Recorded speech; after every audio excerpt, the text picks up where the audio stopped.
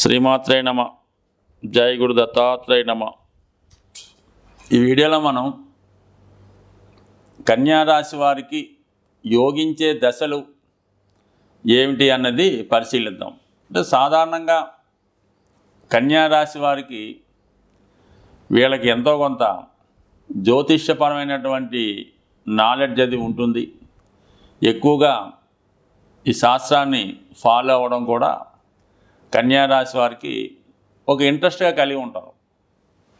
ఇది కేవలం జ్యోతిష్ శాస్త్రమే కాకుండా వైద్య రంగంలో, అలాగే ఏదైనా ఒక మ్యూజిక్, సంగీతం, శాస్త్రం ఏదో దాంట్లో ప్రావీణ్యం ఉంటుంది. దీనికి కారణం ఏంటంటే ఈ కన్యా రాశిలో బుధుడు ఉచ్చస్థితిలో ఉంటూ బుధ మహాదశ వీళ్ళకి ఇంచుమించుగా చదువుకున్న టైంలో వచ్చినా తర్వాత వచ్చినా కూడా పర్లేదు. ఈ బుధ మహాదశ 17 సంవత్సరాలు కన్యారాశి వారికి అటు చదువు, జ్ఞానం, విజ్ఞానం, అలాగే వ్యాపారపరమైనటువంటి తెలివితేటలు, జీవితంలో ఏ విధంగా బతకాలి అన్నది, అంటే లౌక్యం చెప్తూ ఉంటుంది, కర్నింగ్ చెప్తూ ఉంటుంది, అభివృద్ధిని చెప్తూ ఉంటుంది. అంటే ఎక్కువగా ఈ కన్యా లగ్నం వారు ఎదటి వారిని బాగా నమ్మి మోసపోవడం జరుగుతూ ఉంటుంది. అది భర్త వల్ల అవ్వచ్చు, భార్య వల్ల అవ్వచ్చు, పిల్లల వల్ల కూడా కావచ్చు. కొన్ని సందర్భాల్లో తల్లిదండ్రుల వల్ల కూడా ఈ కన్యా లగ్నం వారు నష్టపోవడం అనొచ్చు, మోసపోవడం అనొచ్చు, మొత్తం మీద జరుగుతూ ఉంటుంది. సో అందువల్ల ఏంటంటే వీళ్ళు ఒకరి చేతిలో మోసపోయిన తర్వాత ఇంకొకరిని ఏదో విధంగా తిరిగి పోగొట్టుకున్నది సంపాదించడానికి ఈ విధంగా కూడా కొంతమంది అటువంటి లిటిగేషన్లు చేస్తూ ఉంటారు. బట్ ఏదైనా మంచి నాలెడ్జ్ వీళ్ళకి బుధ మహాదశలో రావడం జరుగుతుంది. అంటే బుధుడు ఈ రాశి వారికి అటు రాశ్యాధిపతి, లగ్నాధిపతి, దశమాధిపతి, అంటే వృత్తి నిర్ణయం కూడా అదే టైంలో జరుగుతుంది. కాబట్టి ఏదైనా ఈ కన్యా రాశి వారికి బుధ మహాదశ ఎంత తొందరగా వస్తే జీవితంలో అంత తొందరగా వీళ్ళు సెటిల్ అవ్వడం జరుగుతుంది. ఎలా బతకాలి అన్నది ఈ దశలో వీళ్ళు నేర్చుకోవడం జరుగుతూ ఉంటుంది. ఇక దాని తర్వాత శుక్రమహాదశ. ఈ శుక్రమహాదశ వీళ్ళకి ఇంచుమించుగా 20 సంవత్సరాలు ఉంటుంది. ఎవరికైనా 20 ఉంటుంది. వీళ్ళకి ఏంటంటే ధన భాగ్యాధిపతిగా ఒక కుటుంబాన్ని, ఒక బ్యాంకు బ్యాలెన్స్ని, వివాహ జీవితాన్ని, అంటే భార్య లేదా భర్త రావడం, వివాహం, సంతానం, ఎందుకంటే భాగ్యస్థానం కూడా అక్కడ ఉంది కాబట్టి జీవితంలో స్థిరపడడం జరుగుతూ ఉంటుంది. అదృష్టవశాత్తు ఈ కన్యా లగ్నం వారు బుధ మహాదశలో జన్మిస్తే మరి 17 సంవత్సరాలు, దాని తర్వాత కొద్దిగా ఒక 7 సంవత్సరాలు కేతు మహాదశ వచ్చి దాని తర్వాత వచ్చే శుక్ర మహాదశ 20 సంవత్సరాలు జీవితంలో చాలా సౌకర్యాలు అనిపిస్తాయి. అంటే కుటుంబం బాగుంటుంది, ధన సేవింగ్స్ ఉంటాయి, సువర్ణం, బంగారం, అలాగే వివాహం. అదే కాకుండా కుటుంబంలో మిగతా వారికి కూడా అదృష్టయోగం జరుగుతూ ఉంటుంది. అంటే ఏదైనా ఒక కుటుంబంలో ఒకరికి శుక్ర మహాదశ జరుగుతుంది అనుకుందాం, మిగతా వారికి కూడా ఇంచుమించుగా భార్య, భర్త, పిల్లలందరికీ కూడా ఈ శుక్ర మహాదశ నడుస్తూ ఉంటుంది. అదే శని మహాదశ నడుస్తుంది అనుకోండి, కుటుంబంలో అందరికీ కూడా ఒకటికి ఏలినాడు శని, ఒకటికి అష్టమ శని, ఒకటి శని మహాదశ, ఇంకోటి శని అంతర్దశ, ఈ విధంగా అందరికీ రావడం వల్ల ఒకరి మీద ఒకరి ప్రభావం చూసి చాలా ఇబ్బంది పడుతూ ఉంటారు. అదే శుక్ర మహాదశ అందరికీ ఇంచుమించుగా అటు ఇటుగా రావడం వల్ల మరి వాళ్ళ ఇంట్లో ఒక విధంగా వేస్టేజ్ ఎక్కువ అవుతూ ఉంటుంది. నెలకి 4 జతలు బట్టలు కొంటుంటారు, 2 జతలు చెప్పులు కొంటుంటారు, 6 నెలలకు కొత్త వాహనం కొంటారు. ఈ విధంగా అనేక ఆధునిక సౌకర్యాలు, అటు ఫ్యాన్ ఉంటుంది, అటు ఏసీ ఉంటుంది, అటు కూలర్ ఉంటుంది, ఈ 3 ఎట్ ఏ టైం వాడుతుంటారు. అంత విధంగా వాళ్ళు వైభోగాన్ని అనుభవిస్తూ ఉంటారు శుక్ర మహాదశలో. దాని తర్వాత శని మహాదశ. జీవితంలో కన్యా లగ్నం వారికి శని మహాదశ అనుభవపూర్వకంగా, ప్రాక్టికల్గా జీవితంలో నిలబెడుతూ ఉంటుంది. అప్పుడు దాకా ఏదో హ్యాపీగా సంతోషంగా గడుపుతున్నవాడు శని మహాదశ రాగాన ఒక జర్క్ ఇస్తుంది అన్నమాట. అప్పుడు దాకా ఉన్నటువంటిది, అప్పుడు దాకా వస్తున్నటువంటి ఆదాయం పోతుంది. ఏదో పెద్దవాళ్ళు సంపాదిస్తే తింటూ ఉంటాడు, అది ఆగిపోతుంది. ఆటోమేటిక్గా వీడికి ధనం విలువ తెలుస్తూ ఉంటుంది. అప్పుడు ఏదో చిన్నపాటి ఉద్యోగంలో చేరి తనకు తాను సంపాదించుకుంటూ తనకు తాను కష్టపడవలసి ఉంటుంది. అంటే శని భగవానుడు వీళ్ళకి పంచమ షష్టాధిపతిగా ఉండడం వలన కేవలం ఈ సమయంలో ఉద్యోగం మాత్రమే చేయవలసి ఉంటుంది. ఉద్యోగం ద్వారా కుటుంబాన్ని పోషించుకోవాల్సి ఉంటుంది. అది ఇతను కష్టపడుతూ ఇతరులని పైకి తీసుకురావడం జరుగుతూ ఉంటుంది. అందువలన ఎప్పుడైనా సరే ఈ కన్యా లగ్నం వారికి శని మహాదశ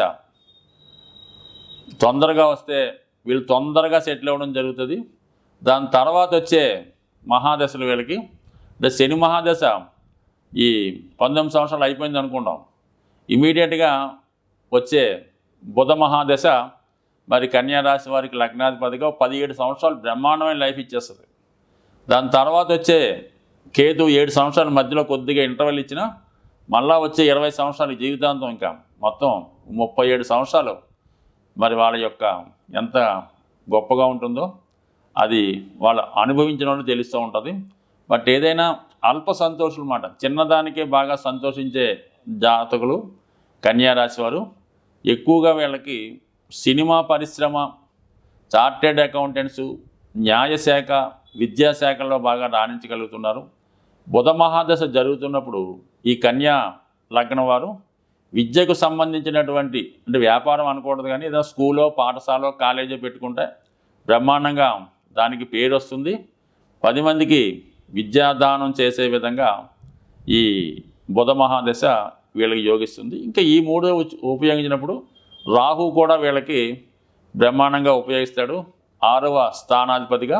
మరి కొంతమంది లెక్క ప్రకారం కన్యారాశిలో రాహు ఉంటే వారి జీవితంలో ఒక ప్రధానమంత్రికి సలహా ఇచ్చే స్థాయికి వెళ్ళడం జరుగుతూ ఉంటుంది అన్నమాట. అంటే వీళ్ళు ఎప్పుడు ఒకరిని కింగ్ చేస్తుంటారు కాబట్టి రాహు లగ్నంలో ఉండగా కన్యారాశిలో, కన్యా లగ్నంలో జన్మిస్తే ఖచ్చితంగా వాళ్ళు ఒక గొప్ప అధికారి దగ్గర సహాయకుడిగా ఉంటూ మొత్తం అంతా వీళ్ళే పరిపాలిస్తూ మొత్తం అంతా వీళ్ళే నడిపిస్తూ ఉంటారు కాబట్టి. బట్ ఏదైనా కన్యారాశి వారి జీవితం జాగ్రత్తగా హ్యాపీగా వెళ్తుంది. ఎందుకంటే మోస్ట్ ఆఫ్ ది పీరియడ్ వీళ్ళకి అనుకూలించే దశలే.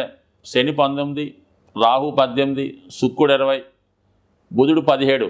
మరి ఈ దశలు ఇంత లాంగ్ పీరియడ్లో ఉంటూ ఇంచుమించుగా 60% బ్రహ్మాండమైన జీవితం ఈ రాశివారు అనుభవించే అవకాశం ఉంది. మరి ఈ దశలు వీళ్ళకి ఈ విధంగా ఉపయోగించినప్పుడు వీళ్ళకి రవి మహాదశ, రవి గ్రహ రాజు కాబట్టి వ్యయాధిపతిగా 6 సంవత్సరాలే ఉన్నా వీళ్ళ జీవితంలో రవి మహాదశ ఎప్పుడు వచ్చినా కూడా ఖచ్చితంగా అప్పటిదాకా చేసినటువంటి తప్పులకి పనిష్మెంట్ ఇవ్వడం జరుగుతూ ఉంటుంది. అది శిక్ష రూపంలో అవ్వచ్చు, ఉద్యోగం పోవడం ద్వారా అవ్వచ్చు, అనారోగ్యం వల్ల కూడా కావచ్చు. అంటే ఎందుకంటే రవి రాజు కాబట్టి ఖచ్చితంగా ప్రజల్ని శిక్షించే అర్హత, అలాగే జాగ్రత్తగా వాళ్ళకి ఉపాధి కల్పించే బాధ్యత గ్రహరాజు మీద, రవి మీద ఉంటుందన్నమాట. అంటే మనకి రాజు ఎలాగో, అంటే పూర్వకాలం రాజులు అనుకుందాం, ఇప్పుడు రవి దశలో మాత్రం మరి ఖచ్చితంగా కన్యా రాశి వారికి, కన్యా లగ్నం వారికి పనిష్మెంట్ ఇవ్వడం జరుగుతూ ఉంటుంది. దాని తర్వాత మరి కుజుడు, ఈ రాశి వారికి అత్యంత పాపగ్రహం కుజగ్రహం, తృతీయ అష్టమాధిపతిగా చాలా వరకు కన్యా లగ్నం వారికి జీవితంలో ఒకసారైనా వాళ్ళకి యాక్సిడెంట్ లాంటిది, అంటే ఆడుకున్నప్పుడు, సైకిల్ తొక్కినప్పుడు, వెహికల్ మీద వెళ్ళినప్పుడు ఎక్కువగా చేతికి ఫ్రాక్చర్ అవ్వడం కానీ, లెగ్కి, కాలుకి ఫ్రాక్చర్ అవ్వడం కానీ జరుగుతూ ఉంటుంది. ఎక్కువగా ఈ రాశి వారికి, లగ్నం వారికి ఈ కుజ మహాదశ వచ్చినప్పుడు మాత్రం చాలా జాగ్రత్తగా వ్యవహరించాలి. అంటే ప్రయాణాలు చేస్తున్నప్పుడు, అంటే పూర్వకాలం అయితే గొడవలు, కొట్లాట్లు, ఫ్యాక్షనిజం అది ఉండేది. సో ఇప్పుడైతే లేదు కానీ, బట్ ఏదైనా అటువంటి వ్యవహారాలకి దూరంగా ఉండాలి. ఆయుధాలు పట్టుకొని, పదునైన వస్తువులు పట్టుకొని తిరగడం కూడా అంత మంచిది కదా. అంటే ఆ టైంలో ఎప్పుడు కోపం వస్తుందో తెలియదు, అవతల వాడిని గమ్ముని అటాక్ చేసి వాడిని కొట్టచ్చు. అందువలన ఈ దశలో చాలా వరకు పోలీసుల వల్ల, ప్రభుత్వం వల్ల శిక్ష పొందే అవకాశం ఉంటుంది. కాబట్టి కుజ మహాదశలో మాత్రం చాలా జాగ్రత్తగా వ్యవహరించాలి. చట్టానికి లోబడి నిజాయితీగా, న్యాయంగా వ్యవహరించవలసి ఉంటుంది. అలాగే మరి చంద్రుడు లాభాధిపతిగా ఉన్నప్పటికీ కూడా మరి ఆ సమయంలో జాతకుడు సంపాదించిందంతా కూడా తనకి ఇష్టమైన వారికో ప్రేమించిన వారికో పిల్లలకో ఎవరికో ఒకరికి ఏదో రూపంలో చెల్లించి తిరిగి పొందలేకపోవడం జరుగుతూ ఉంటుంది, మోసపోవడం జరుగుతూ ఉంటుంది. అయితే జీవనోపాధికి అయితే ఇబ్బంది అయితే ఉండదు. మరి స్నేహితుల వల్ల లాభం పొందుతూ ఉంటారు. లాభాధిపతి ఎప్పుడు కూడా ఏదో ఒక సౌఖ్యాన్ని ఇస్తూ ఉంటాడు కాబట్టి మరి చంద్రుడు మాతృకారకుడుగా మరి మాతృ సౌఖ్యాన్ని ఇవ్వడం జరుగుతూ ఉంటుంది. సో ఇంకా గురువు బాధకుడుగా సప్తమ చతుర్థాధిపతిగా కొంతవరకు పెద్దగా ఇబ్బంది పెట్టడం అన్నది నా అనుభవంలో చూడలేదు. కానీ వివాహ జీవితంలో మాత్రం కొద్దిపాటి ఇబ్బందులు గురువు యొక్క దశలో జరిగే అవకాశం ఉంటుంది. బట్ ఏదైనా కన్యారాశి వారికి యోగించే దశలు ఇంకా యోగించాలంటే నిరంతరం విష్ణు సహస్రనామ పారాయణ, విష్ణుమూర్తి రూపంలో ఉన్నటువంటి వెంకటేశ్వర స్వామి ఆలయ దర్శనం, గోవిందనామాలు చదువుకోవడం, విఘ్నేశ్వరుని పూజించుకోవడం వల్ల కన్యారాశి వారు చాలా అదృష్టవంతులుగా మారే అవకాశం ఉంటుంది. స్వస్తి.